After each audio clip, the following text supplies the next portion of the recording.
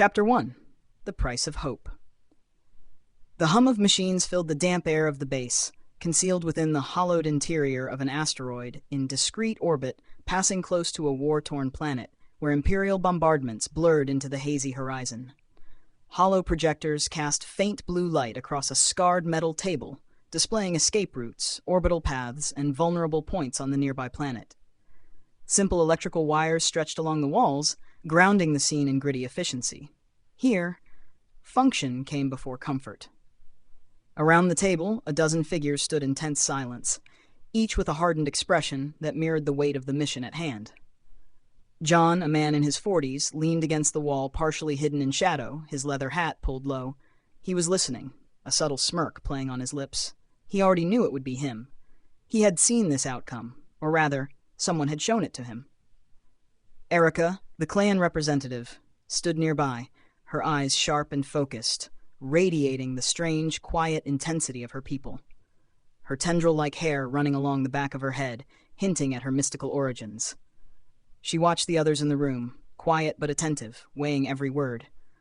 A man with a cybernetic arm leaned forward, narrowing his eyes at John and sliding a datapad across the table toward him.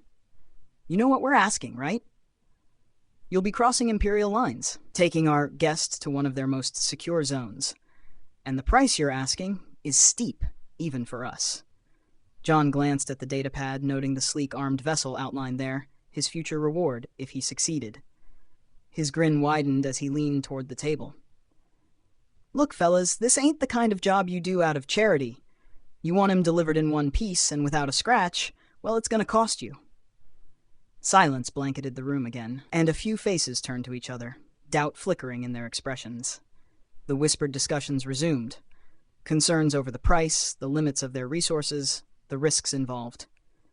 Erika, with fire in her eyes, finally broke through the tension, her voice carrying an urgency that silenced the murmurs. "This isn't just any mission," she said, her gaze sweeping across the room. "What he can do goes beyond a simple transport. Imagine what we gain if we harness his powers fully. We're not talking about winning a battle here. We're talking about outmaneuvering entire fleets."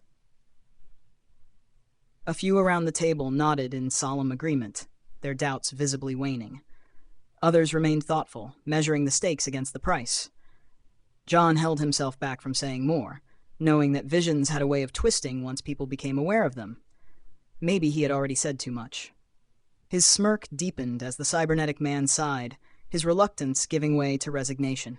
Finally, he activated the datapad and slid it back to John, indicating the area for his signature. "All right, John. You'll get your ship if you bring back our Messiah."